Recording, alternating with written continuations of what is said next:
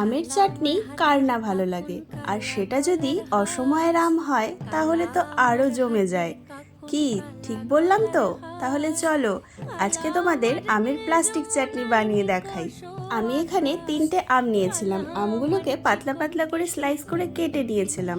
তারপরে ভালো মতো করে ধুয়ে সামান্য লবণ আর হলুদ জলে হালকা ভাপিয়ে নিলাম।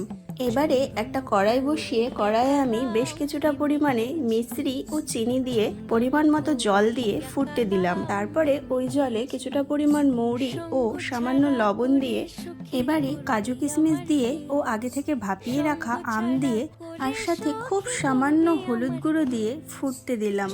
এই চাটনিটা বানাতে বেশ কিছুক্ষণ টাইম লাগে আর খুব আস্তে আস্তেই কিন্তু বানাতে হয়। দেখো আমি অনেকক্ষণ ধরে নেড়ে নেড়ে যখন এরকম ঘনত্বে চলে আসবে তখন আগে থেকে তৈরি করে রাখা ভাজা গুঁড়ো মশলা দিয়ে নামিয়ে নিলেই কিন্তু একদম রেডি আমের প্লাস্টিক চাটনি। তাহলে তোমাদের রেসিপিটা কেমন লাগলো অবশ্যই জানিও, কিন্তু সত্যি বলছি ভীষণ টেস্টি হয়েছিল। দেখেই হয়তো বোঝা যাচ্ছে যে কতটা টেস্ট হয়েছিল। তাই আমি বলবো যারা এভাবে এখনো চাটনি বানিয়ে খাওনি, প্লাস্টিক চাটনি একদম অয়েল ফ্রি, তারা একবার বানিয়ে দেখো। একবার খেলে এর স্বাদ দ্বিতীয়বার ভুলবে না। তাহলে কি বলো, সবার জিভে জল আনিয়ে দিলাম তো। আজকের মতো এখানে গুড বাই।